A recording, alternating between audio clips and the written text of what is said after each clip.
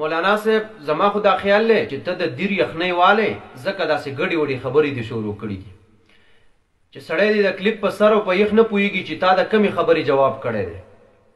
مولانا صاحب ګوره کله نه چې مونږ اول کلیپونه شروع کړه که نه په پیله کلیپ کې ما تا ته یو څو خبرې د اهم ښودلې وي چې زمونږ مقصد هماغه خبرې وي. والله تر نن کلیپه پورې تا د هغې جواب رانه کو. اول خو دا و چې تا ته ما ویلي که تاسو اعلیحضرت صاحب باندې چې دومره اعتراضات کوئ ستاسو مفسرین د نبي معنی نه ده کړې.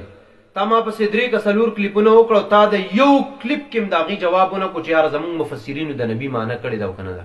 دویم تا ته ما دا ویلي چې ستاسو د مشرانو په کتابونو کې چې کم کفریه عبارات او ګستاخۍ دي آیا دا که دې باندې چا ایمان ولرو دا سړی مسلمان نه پاتې کیږي او پیش کړي مې هم درته وو.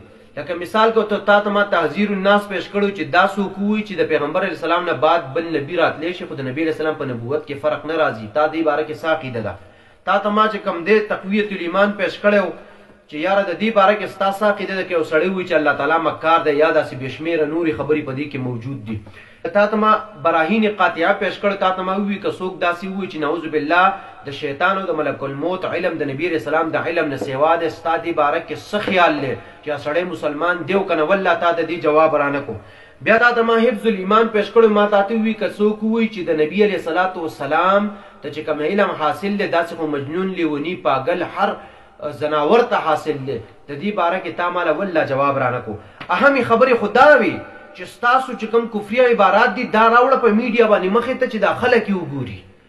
ته خو وایې چې زه به بیا جواب کوم. بیا څه ته وایي اوس جواب وکړه چې د عوام یې وګوري چې ستاسو په دې ګڼ شمېرو کتابونو کې چې ستاسو دا کفریه عبارات لیکلي دي ستاسو د مشرانو د دې عباراتو ته جواب وکړه. ته دې باندې کلیپ جوړ کړه چې یاره دا خبره ده دا خبره ده دا داسې ده. ته په دې باندې کلیپ جوړ کړه او دا خلکو ته وښایه.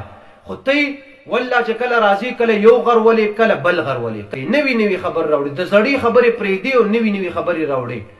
او بل دا د خپل ټیم صرف ډکې چې بس دا ټیم ډک کړم چې د فیسبوک لیور ورکړم چې دا خلک وګوري چې دا دومره جوابونه یې کړي ده. هلکه ساده چې کم اهم مسایل یې هغه ته پرېږدي او نوي نوي خبرې راوړي. خو اصل خبره خو دا وه چې ستاسو کوم عقاید دي په دې باندې تیار شه. دا خلکو ته وړاندې وښایه چې زمونږ دا عقاید دي او مونږ دا خبرې کړي دي زمونږ مشرانو دا عقاید دي او دا ګستاخۍ د چا په کتابونو کې دي نو یار دا سړی کافر دی او که نه دی کافر دا سړی ایمان نه خارج دی او که نه دی خارج. تا خو د اهمې خبرې پرېښودي بس په خپلو خبرو پسې رالګېدلې او کله یو غر ولې او کله بل غر. کلیپ کې تا ته ما دا خبره کړې وه چې تاسو په اعلیحضرت صاحب باندې چې اعتراض کوئ چې د بریکټ کې دا ترجمه راوړې تا ته ما ویلي چې ته د اعلیحضرت صاحب په ترجمه باندې نه پوهېږي نه ستا مشران پرې پوهېږي. حضرت صاحب دا ترجمه د ځان نه ده کړې دا د مفسرینو ترجمه ده. او کم چې تا ته ما اعتراض کې ویلو چې تاسو هم داسې ترجمې کوئ نو د دې به تاسو سره څه جواب وي. لکه مثال تاسو ته ما بسم الله معنی تاسو کوئ چې شروع کوم دا شروع کوم لفظ تا د کوم ځای نه راوړی دی تا ماله د هغې جواب والله رانه کو. اصل خبرې خو دا دي. او بل ته ما ته پرون لګیا شو د ده باره کې موږ معلومات وکړلو د چې کوم د علم نه دی کړی دا څه فضولي خبرې ته کې دا که ما علم کړی او که نه دی کړی الحمدلله زمونږ کم ورکوټی طالب علم وي چې اول یو د 2مې درجې طالب علم وي هغه ستاسو د مفتي مقابله کوي او ته ماته تا علم نه دی کړی 2 کاله دې ویلي دی او بیا دې نه دی ویلی. الحمدلله ما چې کله شروع وکړه ما په 2014 کې د متوسطي امتحان ورکړی. دا ما سره زما رول نمبر اوس هم پروت دی. دا زما ټولې ډیمیسیانې ما سره پرتې دي والله د هر کال ډیمیسي ما سره پرته ده. خو زه تا ته دا ښیم نه ولې د دې ضرورت نشته دی او نه زه ځان ته دا ویم چې زه عالم یم. الحمدلله زه دې باندې فخر کوم چې زه د علماو یو خادم یم. ته عالم دې ته وې چې پنځپیر 3 ورځې اجتماع له لاړ شي واپس راشي بیا ته مفتي جوړ شي نو داسې عالمان مونږ نه یو لکه څنګه چې تاسو یې. خو وروره دانګه را دانګه مه چې کومې اهمې خبرې وي د خبرو جواب وکړه.